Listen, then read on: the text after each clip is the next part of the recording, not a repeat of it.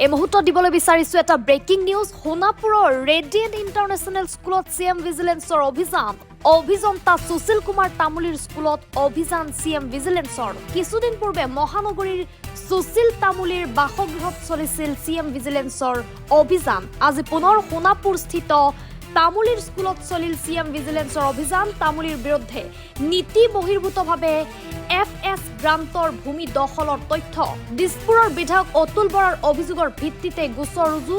33/2025 number গোচৰ ৰুজু হৈছে। দুৰ্নীতিৰে সুশীল কুমাৰ তামুলীয়ে সম্পত্তিৰ পাহাৰ গঢ়াৰ অভিযোগ। বৰ্তমানো পলাতক অৱস্থাত সুশীল কুমাৰ তামুলী। পুনৰবাৰ জনাইছো, সোণাপুৰৰ ৰেডিয়েণ্ট ইণ্টাৰনেশ্যনেল স্কুলত চিএম ভিজিলেন্সে অভিযান চলাইছে। অভিযন্তা সুশীল কুমাৰ তামুলীৰ স্কুলত অভিযান চিএম ভিজিলেন্সৰ। কিছুদিন পূৰ্বে মহানগৰীৰ সুশীল কুমাৰ তামুলীৰ বাসগৃহত চলিছিল চিএম ভিজিলেন্সৰ অভিযান। আজি পুনৰ সোণাপুৰস্থিত তামুলীৰ স্কুলত চলিছে চিএম ভিজিলেন্সৰ অভিযান। তামুলীৰ বিৰুদ্ধে নীতি বহিৰ্ভূতভাৱে FS গ্ৰান্টৰ ভূমি দখলৰ অভিযোগ। দিছপুৰৰ বিধায়ক অতুল বৰাৰ অভিযোগৰ ভিত্তিতে গোচৰ ৰুজু হৈছে। 33/2025 নম্বৰ গোচৰ ৰুজু হৈছে। দুৰ্নীতিৰে সুশীল কুমাৰ তামুলীয়ে সম্পত্তিৰ পাহাৰ গঢ়াৰ অভিযোগ। বৰ্তমানো পলাতক অৱস্থাত আছে সুশীল কুমাৰ তামুলী। হয়, আজি মানে কি খুব ভাল দিন বুলি ক'ব লাগিব যে চিএম ভিজিলেন্সৰ পাৰ্টি ইয়ালৈ আহিছে। আমি বহুত আগৰ পৰা নিবেদন জনাই আছিলোঁ। 2010 চনৰ পৰাই বহুত আন্দোলন কৰিলোঁ, বহুত ৰোড শ্ব' কৰিলোঁ, কিন্তু তাৰপিছত আমি সফল হ'ব পৰা নাছিলোঁ।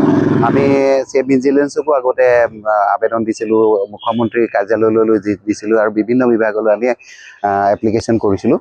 তাৰপিছত আমি ৰাইজে মিলি পেলাই তাৰপিছত আজি এটা ভাল দিন আহিছে যে তেখেতৰ এইটো তদন্তৰ আওতালৈ আহিছে। আমি আশা কৰিছোঁ যে এই ভূমিখিনি যিহেতু চাহ বাগিচাৰ ভূমি হয়, তেখেতে যিহেতু 2 নম্বৰী কৰি কিনিছে আৰু চাহ বাগিচাৰ ভূমি কোনো কাৰণতে বেলেগ কামত ব্যৱহাৰ কৰিব নোৱাৰে বা কিনিবও নোৱাৰে।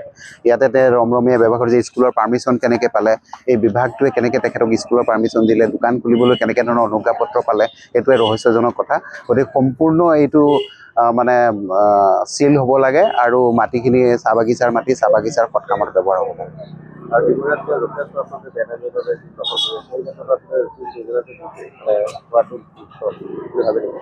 মই ভাবোঁ, কাৰণ এই মানুহজনে যিখিনি কাম কৰিছিলে, যিখিনি বেআইনী কাম কৰিছিলে, তেতিয়া আমি তেখেতৰ বিৰুদ্ধে বহুত কথা জানিবলৈ চেষ্টা কৰিছিলোঁ।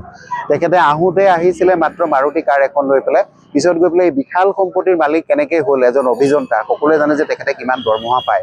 এতিয়া সোণাপুৰতো নামী বেনামী বহুত মাটি তেখেতে ক্ৰয় কৰিছে। আপোনাৰ হেৰিত পানেচিয়াৰ ওচৰত 26 বিঘা মাটি সোণাপুৰ অঞ্চলৰে, আৰু এৰাবাৰীত 2 বিঘা মাটি, বৰঘাটত 2 বিঘা মাটি, যোগদলত 2 বিঘা মাটি, আৰু গোজাই গাঁৱতো মাটি আছে, আৰু মইৰাকুছিতো মাটি আছে। তেনেকুৱা ধৰণৰ তেখেতৰ বহুত মাটি থকা আমি গম পাওঁ। এইখিনি সম্পত্তি আপুনি চিল হোৱা বিচাৰে নেকি? এইখিনি সম্পত্তি সম্পূৰ্ণ চিল হ'ব লাগিব, কাৰণ ইয়াত চাহ বাগিচা, খুব ধুনীয়া চাহ বাগিচা এখন আছিলে। ৰঙা মাটি জাপি চাহ পুলি নষ্ট কৰি পেলাই তেখেতে এই যে বেলেগ ব্যৱসায় কৰিছে। কাৰণ চাহ বাগিচাৰ মাটি নিয়ম অনুসাৰে চাহ শিল্প ধ্বংস কৰি পেলাই বেলেগ বিজনেছ কৰিব নোৱাৰে, কাৰণ বাগানৰ বিভিন্ন কামতে ব্যৱহাৰ কৰিব পাৰে।